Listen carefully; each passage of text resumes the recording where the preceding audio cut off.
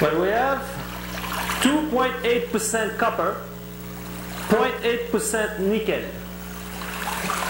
Right there. Okay? I'm not joking. Thank you.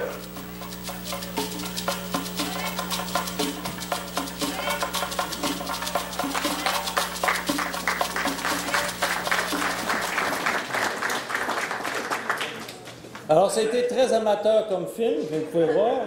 On a filmé directement, on n'avait aucun script, rien du tout. On était, justement, j'étais avec mon CFO, Brian McKenzie de Vancouver, qui était sur le terrain, il venait visiter le projet. Alors, on a fait cette vidéo-là sur le terrain, et on l'a monté le soir même, puis ben voilà, ça a donné ça.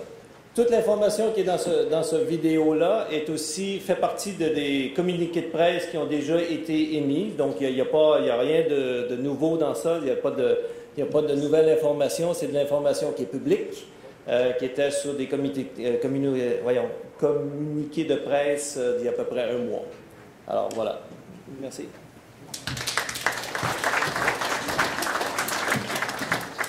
J'ai cru pendant un moment que le docteur Audet ne voulait plus que je joue mon rôle de modérateur tant il était à l'aise et distribuait les rôles. Mais c'était très très intéressant de l'écouter, c'était même édifiant, surtout la partie photo pour moi et sauce graine. Non, pour être plus sérieux, je pense qu'on a assisté à vraiment un panel de très haut niveau parce qu'à mon sens, il montre très très bien une des raisons pour lesquelles on peut vraiment, en tout cas, sans que l'Afrique a vraiment un potentiel pour l'émergence, parce qu'au-delà du pétrole qu'on connaissait déjà au-delà du potentiel agricole qu'on connaissait déjà, il y a le potentiel minier qu'on découvre de plus en plus. Et j'écoutais une fois quelqu'un que M. Audet connaît bien, il était parmi nous-mêmes, d'ailleurs, il sera là tout à l'heure pour le plan énergie. C'est le président du Conseil canadien pour l'Afrique, M. Benoît Lassalle, qui a souvent tendance à dire que l'Afrique est aujourd'hui, sur le plan minier, ce qu'a été le Canada ou l'Australie, je crois, en 1800 ou en 1900. Donc, tout reste à découvrir. Et je suis sûr que vous voulez poursuivre la découverte en posant nombre de questions à nos trois panélistes. Il y a déjà M. Kaba, je crois, qui est là et qui va être donc le premier à poser. Oui, on aura le temps. Hein. Cette fois-ci, on aura le temps. Donc, si vous voulez bien poser votre question, vous présentez peut-être. Pour les panélistes, ils ont des micros, hein? D'accord. Et puis poser une question.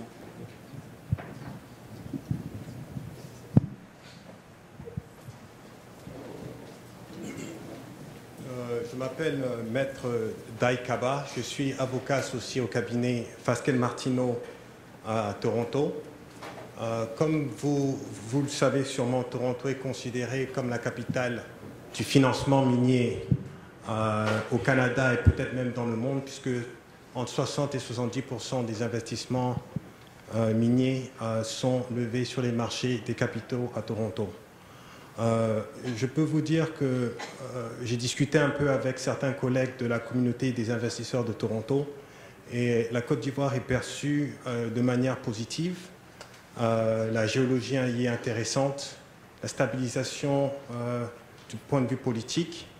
Mais ce qui est très intéressant aussi, c'est l'infrastructure et aussi l'accès à l'énergie.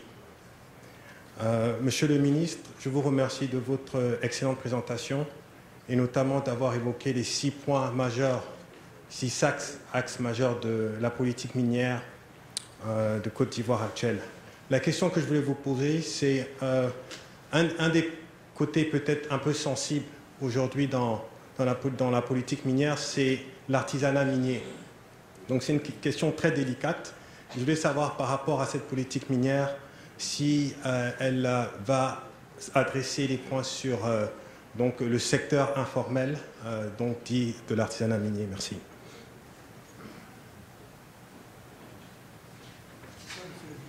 Monsieur le ministre.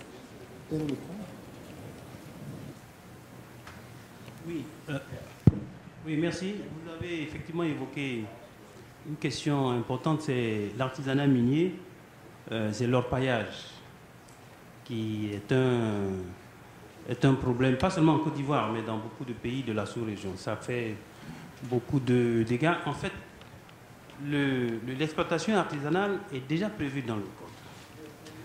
la question qui s'est posée, c'est que avec la situation de crise, l'administration n'était plus dans une certaine partie du territoire. Et donc, il y a eu une désorganisation, un manque de suivi.